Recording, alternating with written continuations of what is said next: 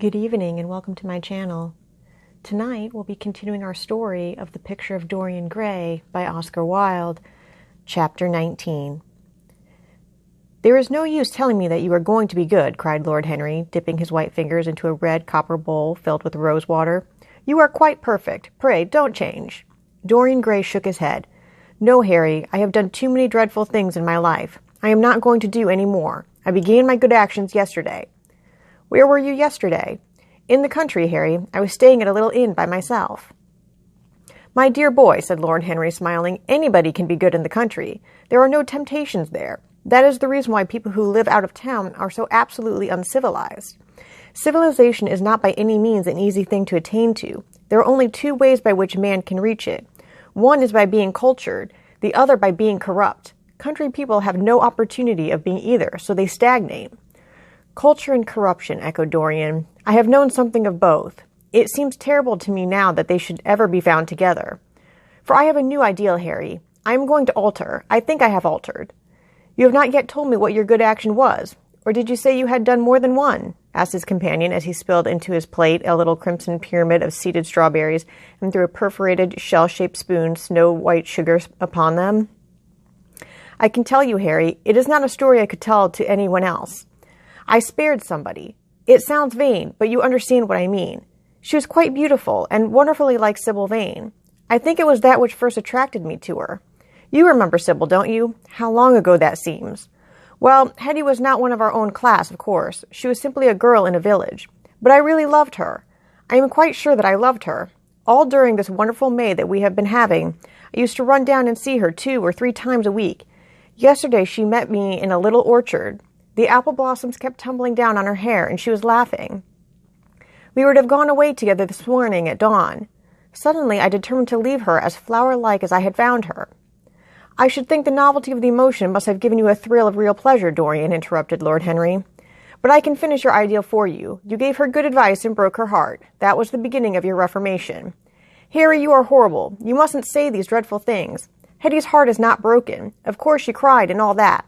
But there is no disgrace upon her. She can live like Perdita in her garden of mint and marigold." "And weep over a faithless Florizel," said Lord Henry, laughing as he leaned back in his chair. "My dear Dorian, you have the most curiously boyish moods. Do you think this girl will ever be really content now with any one of her own rank? I suppose she will be married some day to a rough garter or a grinning ploughman. Well, the fact of having met you and loved you will teach her to despise her husband, and she will be wretched. From a moral point of view, I cannot say that I think much of your great renunciation. Even as a beginning, it is poor.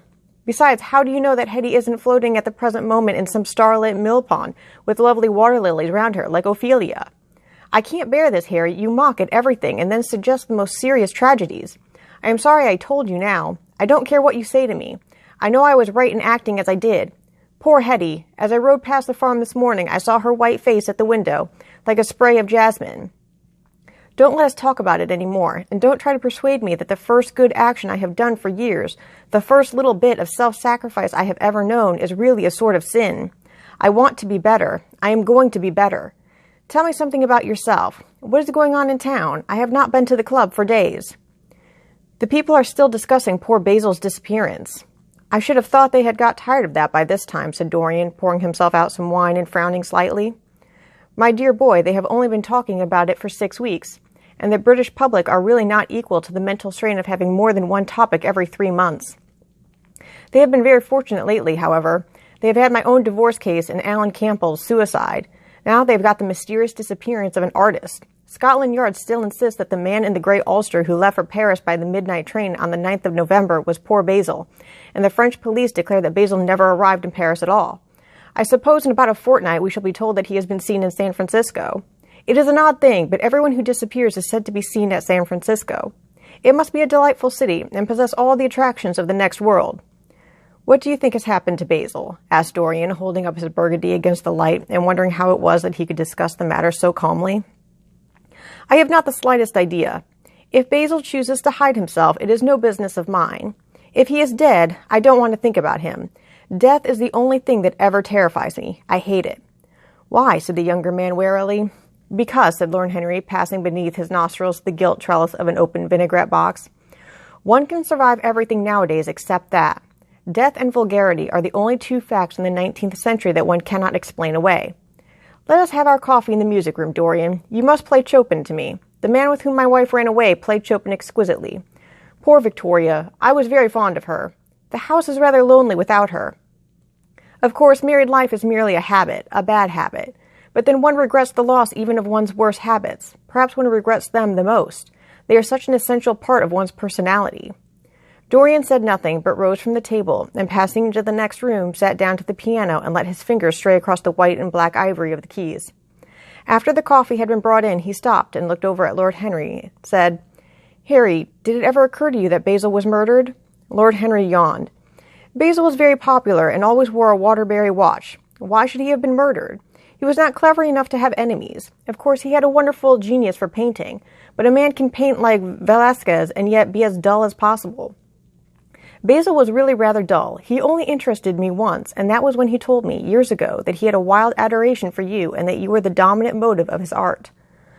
I was very fond of Basil, said Dorian, with a note of sadness in his voice. But don't people say that he was murdered? Oh, some of the papers do. It does not seem to be at all probable. I know there are dreadful places in Paris, but Basil was not the sort of man to have gone to them. He had no curiosity. It was his chief defect. What would you say, Harry, if I told you that I had murdered Basil? Said the younger man. He watched him intently after he had spoken. I would say, my dear fellow, that you were posing for a character that doesn't suit you. All crime is vulgar, just as all vulgarity is crime. It is not in you, Dorian, to commit a murder. I'm sorry if I hurt your vanity by saying so, but I assure you it is true. Crime belongs exclusively to the lower orders. I don't blame them in the smallest degree. I should fancy that crime was to them what art is to us, simply a method of procuring extraordinary sensations. A method of procuring sensations? Do you think, then, that a man who has once committed a murder could possibly do the same crime again? Don't tell me that. Oh, anything becomes a pleasure if one does it too often, cried Lord Henry, laughing. That is one of the most important secrets of life. I should fancy, however, that murder is always a mistake. One should never do anything that one cannot talk about after dinner. But let us pass from poor Basil. I wish I could believe that he had come to such a really romantic end as you suggest, but I can't. I dare say he fell into the scene off an omnibus and that the conductor hushed up the scandal. Yes, I should fancy that was his end. I see him lying now on his back under those dull green waters with the heavy barges floating over him and long weeds catching in his hair. Do you know, I don't think he would have done much more good work. During the last 10 years, his painting had gone off very much. Dorian heaved a sigh, and Lord Henry strolled across the room and began to stroke the head of a curious Java parrot, a large gray-plumaged bird with pink crest and tail that was balancing itself upon a bamboo perch. As his pointed fingers touched it, it dropped the white scurf of crinkled lids over black, glass-like eyes and began to sway backwards and forwards. Yes, he continued, turning round and taking his handkerchief out of his pocket. His painting has quite gone off. It seemed to me to have lost something. It had lost an ideal. When you and he ceased to be great friends, he ceased to be a great artist. What was it separated you? I suppose he bored you. If so, he never forgave you. It's a habit bores have. By the way, what has become of that wonderful portrait he did of you? I don't think I've ever seen it since he finished it. Oh, I remember you were telling me years ago that you had sent it down to Selby and that it had got mislaid or stolen on the way. You never got it back? What a pity. It was really a masterpiece. I remember I wanted to buy it. I wish I had now. It belonged to Basil's best period. Since then, his work was that curious mixture of bad painting and good intentions that always entitles a man to be called a representative British artist. Did you advertise for it? You should. I forget, said Dorian. I suppose I did, but I never really liked it. I am sorry I sat for it. The memory of the thing is hateful to me. Why do you talk of it? It used to remind me of those curious lines in some play, Hamlet, I think. How do they run? Like the painting of a sorrow, a face without a heart. Yes, that is what it was like. Lord Henry laughed. If a man treats life artistically, his brain is his heart, he answered, sinking into an armchair.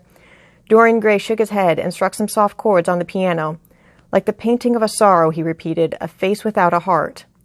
The elder man lay back and looked at him with half-closed eyes. By the way, Dorian, he said after a pause, what does it profit a man if he gain the whole world and lose, how does the quotation run, his own soul? The music jarred, and Dorian Gray started and stared at his friend. Why do you ask me that, Harry? My dear fellow, said Lord Henry, elevating his eyebrows in surprise, I asked you because I thought you might be able to give me an answer. That is all. I was going through the park last Sunday, and close by the Marble Arch there stood a little crowd of shabby-looking people listening to some vulgar street preacher. As I passed by, I heard the man yelling out that question to his audience. It struck me as being rather dramatic. London is very rich in curious effects of that kind. A wet Sunday, an uncouth Christian in a mackintosh, a ring of sickly white faces under a broken roof of dripping umbrellas, and a wonderful phrase flung into the air by shrill, hysterical lips. It was really very good in its way, quite a suggestion. I thought of telling Prophet that art had a soul, but that man had not. I am afraid, however, he would not have understood me. Don't, Harry. The soul is a terrible reality. It can be bought and sold and bartered away. It can be poisoned or made perfect. There is a soul in each one of us. I know it. Do you feel quite sure of that, Dorian? Quite sure. Then it must be an illusion. The things one feels absolutely certain about are never true. That is the fatality of faith and the lesson of romance. How grave you are. Don't be so serious. What have you or I to do with the superstitions of our age? No, we have given up our belief in the soul. Play me something. Play me a nocturne, Dorian, and as you play, tell me in a low voice how you have kept your youth. You must have some secret. I am only 10 years older than you are, and I am wrinkled and worn and yellow. You are really wonderful, Dorian. You have never looked more charming than you do tonight. You remind me of the day I saw you first. You were rather cheeky, very shy, and absolutely extraordinary. You have changed, of course, but not in appearance. I wish you would tell me your secret. To get back my youth, I would do anything in the world, except take exercise, get up early, or be respectable. Youth, there is nothing like it. It's absurd to talk of the ignorance of youth.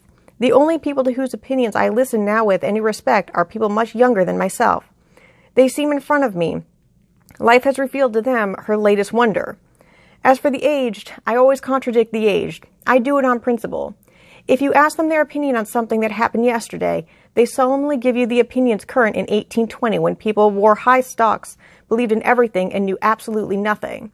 How lovely that thing you are playing is. I wonder, did Chopin write it at Majorca, with the sea weeping round the villa and the salt spray dashing against the panes? It is marvelously romantic. What a blessing it is that there is one art left to us that is not imitative. Don't stop. I want music tonight. It seems to me that you are the young Apollo and that I am Marsyas, listening to you. I have sorrows, Dorian, of my own, that even you know nothing of. The tragedy of old age is not that one is old, but that one is young. I am amazed sometimes at my own sincerity. Ah, Dorian, how happy you are. What an exquisite life you have had. You have drunk deeply of everything. You have crushed the grapes against your palate. Nothing has been hidden from you, and it has all been to you no more than the sound of music.